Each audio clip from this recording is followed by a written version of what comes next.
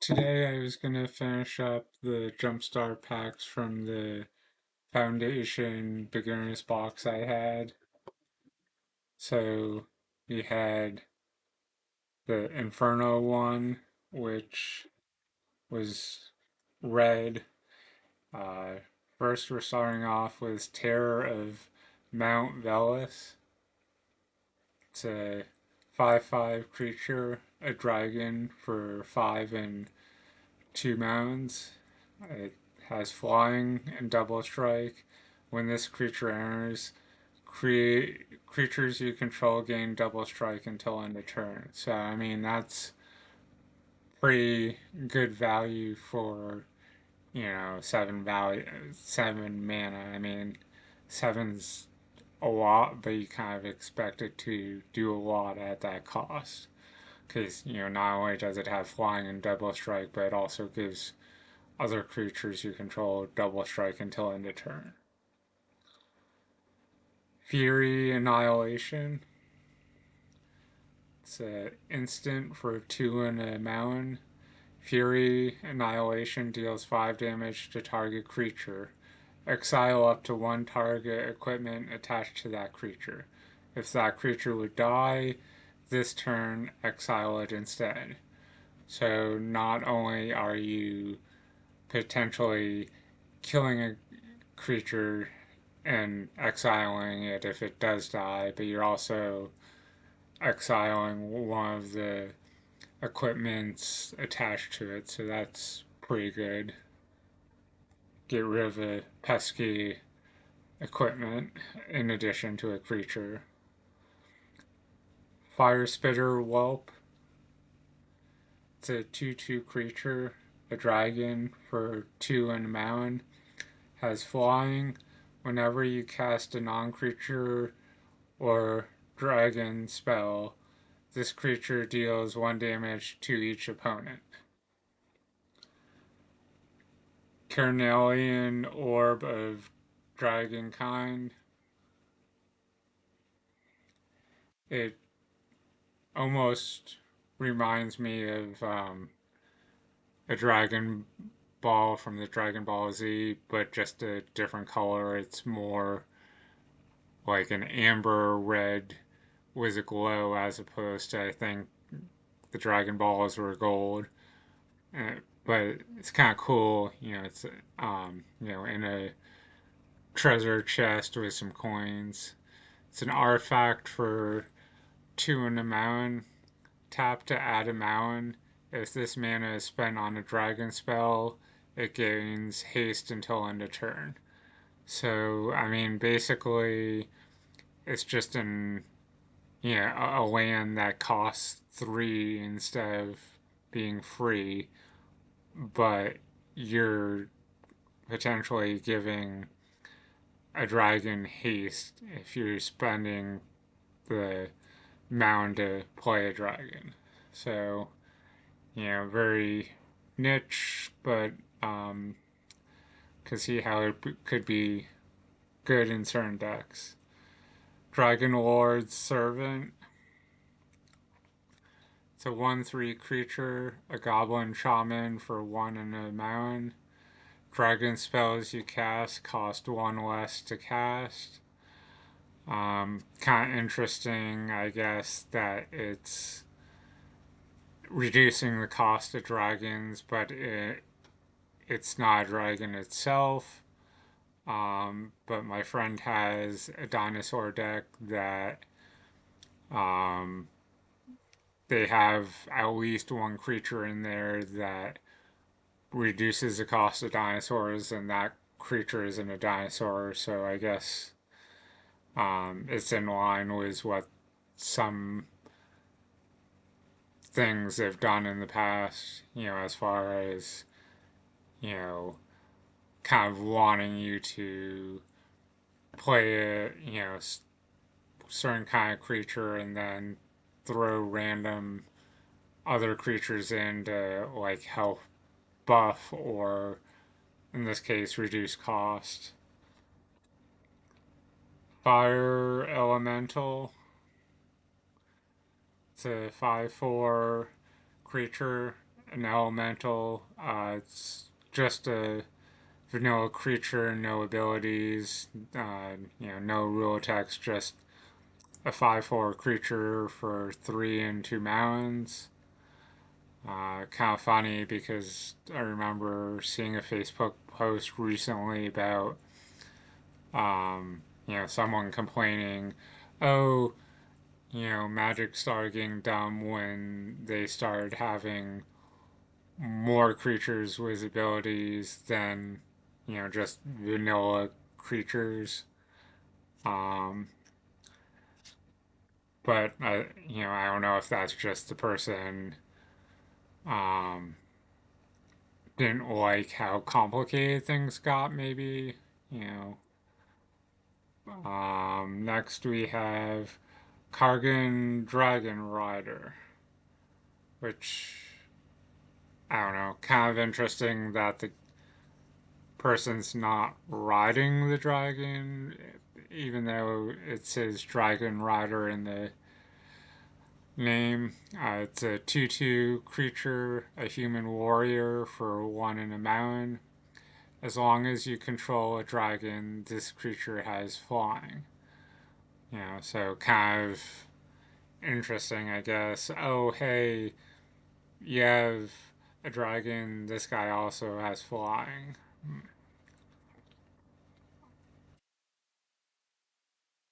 Rapish dragon, probably mispronouncing the name of the dragon. It's a 3/3 creature, a dragon that has flying. When this creature enters, create 2 treasure tokens.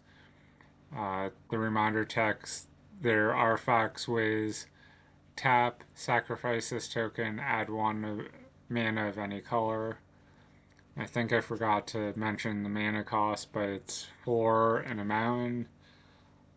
So kind of average for, value for the mana cost. Certainly there's better cards for 5, but also worse cards for 5. Scorching Dragonfire. It's an instant for 1 and a mountain. Scorching Dragonfire deals 3 damage to target creature or planeswalker. If that creature or planeswalker would die this turn, exile it instead. So not as much damage as the previous um, burn slash removal spell, but it also targets, planeswalkers in addition to creatures, whereas the other one targeted the creature and equipment attached to that creature. So, um, some interesting ways of allowing you to get the removal you need, I guess. Seize the Spoils. It's a sorcery for 2 and a mountain. As additional cost to cast a spell, discard a card. Draw 2 cards and create a treasure token. Um, where this is sorcerer speed, you can only play it on your turn, and it has an additional cost in addition to the mana that you're discarding a card. So it feels a little bit underwhelming to me, but could situationally help you. If you're low on cards, instead of just your 1 draw per turn, this allows you to fill your hand up again. Skyraker Giant. It's a 4/3 creature, a giant for 2 and 2 mountains. Has reach, and the reminder text says this creature can block creatures with flying, which I guess for a giant makes sense that it could block something that's flying. We have Uncharted Haven. So land that enters tapped. As it enters, choose a color. Add 1 mana of the chosen color. Even though this was, um, like a mono red jumpstart where you can mix and match, shuffle together a few of the jumpstart packs. This seems to be in every one of the jumpstart packs, at least from this beginner's box, so that you could, oh, you have a red and green jumpstart pack mixed together. Well, I only have red mana and I have a green card in my hand. Oh, let's play this. Like, it seems helpful, even if, it's the particular pack is a single color. And then we have um, 8 basic lands, the mounds, to go with the pack. And then next we have Elves, which is going to be a mono green one. Elvish Archdruid. It's a 2/2 creature, an elf druid for 1 and 2 forest. Other elf creatures you control get +1/+1. Tap to add a forest for each elf you control, which not only is it buffing your other elves, but it's allowing you to tap per mana for each elf you have on the battlefield, which is pretty good. You can, dump your hand pretty quick or, play an expensive spell. Beastkin Ranger. It's a 3/3 creature, an elf ranger for 2 in a forest.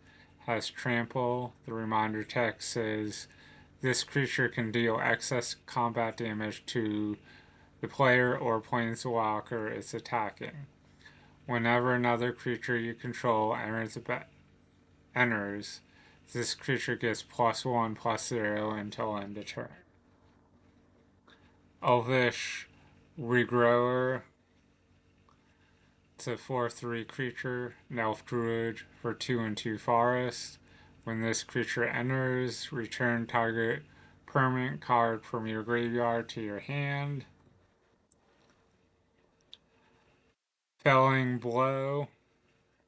It's a sorcery for 2 in a forest. Put a 1/1 counter on target creature you control.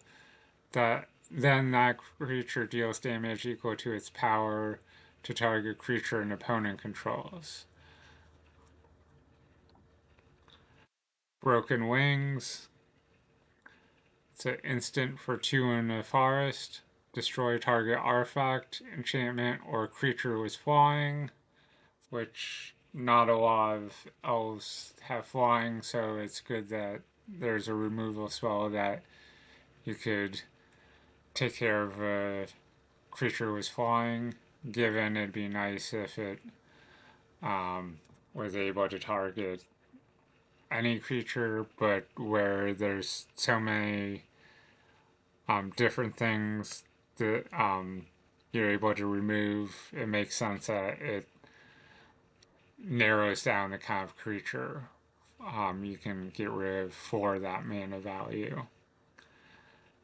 Gwynen's Elite. It's a 2/2 creature, an elf warrior for 1 in a forest.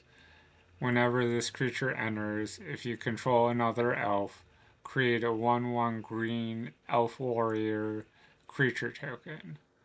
So, I mean, that's pretty cool that you're getting a creature, and then if you have another elf, you're getting a token.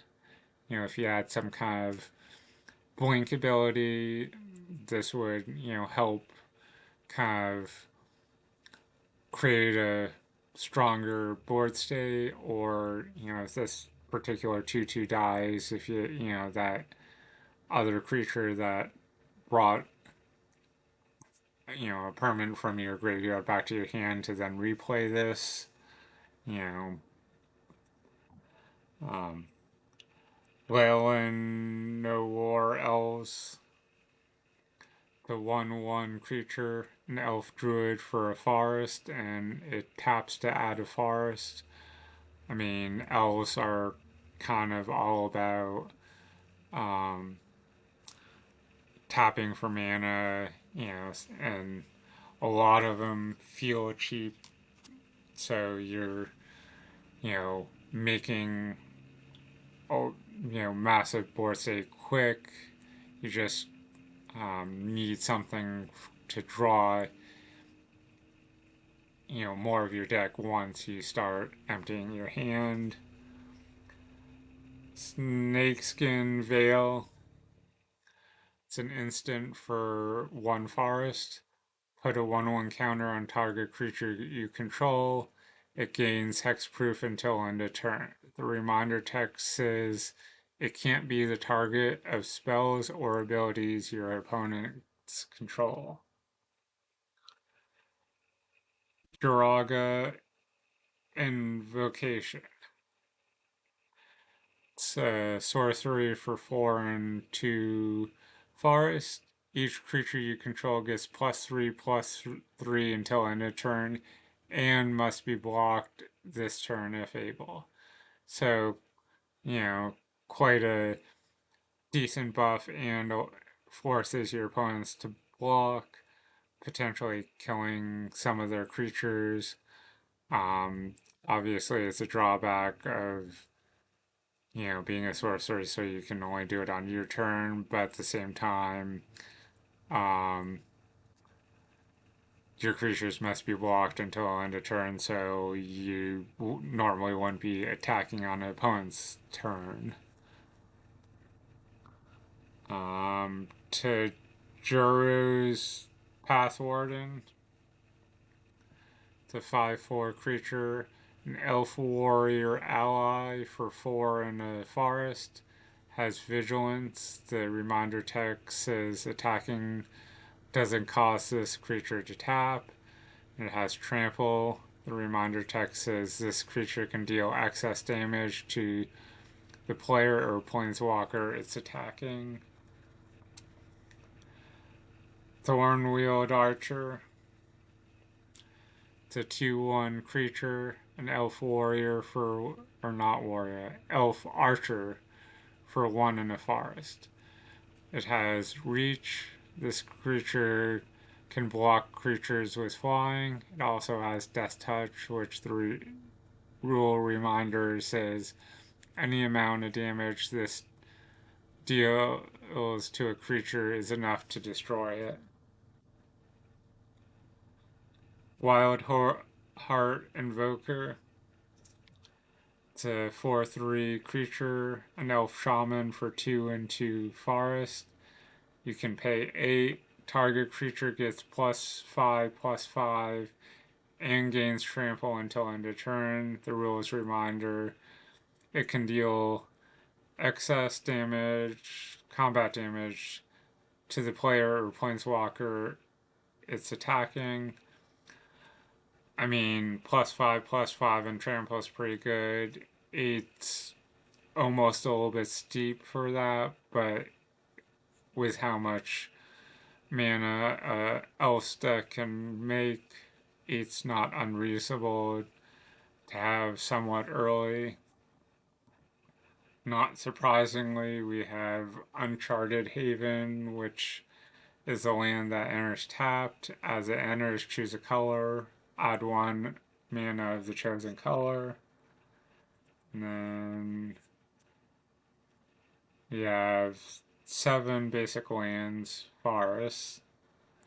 And then we have Primal, which is a mono green deck. We have Aggressive Mammoth. It's an 8/8 creature, an elephant for 3 and 3 forest. Has trample. The rules reminder this creature can deal excess damage to combat damage to the player or planeswalker it's attacking. Other creatures you control have trample. So I mean, an 8/8 with trample is pretty badass on its own, but it's also giving other creatures you control trample. I mean, yes, it's 3 and 3 forest, so like 6 might be a little bit high, but it definitely provides the value for the mana cost. Bite Down. It's an instant for 1 in a forest. Target creature you control deals damage equal to its power to target creature or planeswalker you don't control. So, I mean, with a big creature, kind of like the aggressive mammoth we just talked about, you're one shot killing a creature, and where it's not fighting a creature, you're dealing damage. You're able to hit a creature with Death Touch and not have damage dealt back to your creature, which can be beneficial. As you know, sometimes wording's very important on cards like this. Next, we have Giant Growth. It's an instant for a single forest. Target creature gets +3/+3 until end of turn. Mild Mannered Librarian. It's a 1/1 creature, a human for a single forest. 3 in a forest, this creature becomes a werewolf. Put 2/1/1 counters on it, and you draw a card. Activate only once. I mean, it's a 1/1 for 1 mana, so kind of about what you might expect. 4 additional mana to give it 2/1/1 counters and draw a card.